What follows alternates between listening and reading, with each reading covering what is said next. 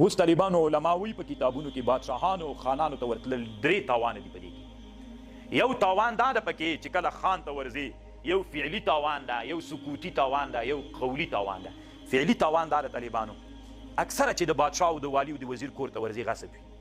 زه نه وایم طالبانو، دا امام سیوطي رحمه الله وایي اکثره کورونو کې چې دوی ژوند کوي دا کورونه یې غصب وي. نو غصب کور ته چې ورځي هلته بیا لمونځ پکې کوي، نو دا یو ناروا ده.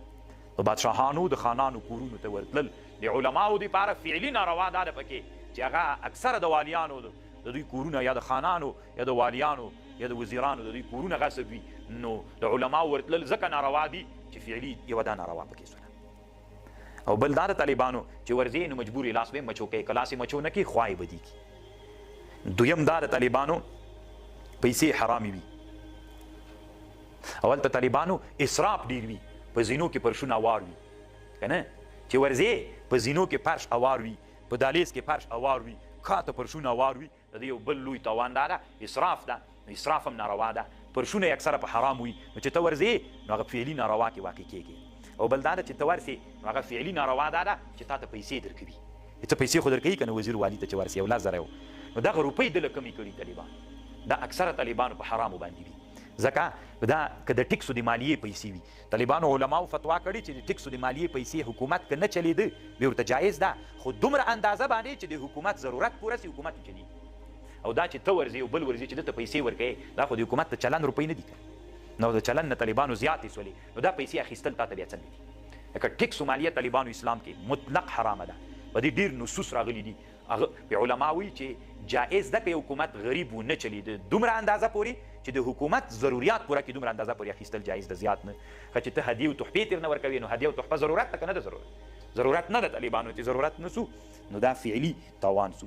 سکوتي نارواوې پکې کمې دي طالبانو. سکوتي نارواوې دا دي چې د بادشاه او د والي او د وزیر مجلسونه طالبانو له عکسونو نه خالي نه وي، هلته عکسونه لګېدلي وي داسې. نو هغې ته چې ته ورغلې حق نه سې ویللی، که ودې ویلې چپ پکې نه غلی به ناست دی. نو هم سیوطي اعتراض کړی ده، وی که ته وایې چې حق نه سم ویللی نو دا خو د ډار حالت ده. ډار حالت کې که سړی حق ونه وایي عفو. هم سیوطي وایي صحیح ده، دا ویلل به په ډار وي، نو ورتلل خو دې په خپل اختیار دي، مه ورځه که داسې یو مجلس ته چې هغه د معصیت مجلس ته مه ورځه. قولي ناروا دا ده چې هلته بادشاه سره به مبالغې ډېرې به کوي، ډېره کراره کراري ده، هېڅ خبره نشته، خلک ټول خوشحاله دي، خپلې مداهنې به کوي. لکه که داسې دې ورته ویلې چې کار ډېر خراب دی نو بس د بادشاه سره نږدې خلک به دستي در باندې راپورته کوي دا مخالف ده.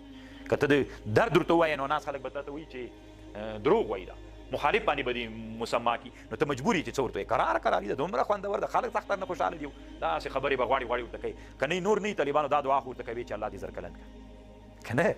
او نو دا دعا خو به خامخا ورته کوي چې الله دې څوک کړه، الله دې زرکلن کړه. طالبانو امام سیوطي وی ظالم بادشاه ته چې سړی دعا وکړي چې الله دې عمر ډېر درکړي، وی دا اصل کې دعا ده لپاره دی، ځکه دی خو نافرمانه ده. نو تا اصل کې داسې دعا وکړه چې الله پاک د تا نافرماني ته دوام ورکړي. که ظالم ده نو دا معنا سوله چې الله پاک دې د ظلم اوږد کړي، نو هغه چې څومره ظلم کوي ته ورسره شریک.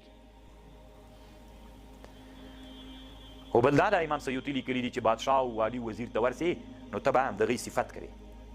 او د فاسق صفت کول حدیث کې راځي، نبی صلی الله علیه وسلم وایي چې د فاسق صفت کوي د الله عرش په لړزه باندې راځي عمره. او بل دا ده ته چې ورسې نو د ظالم ډله غټېږي.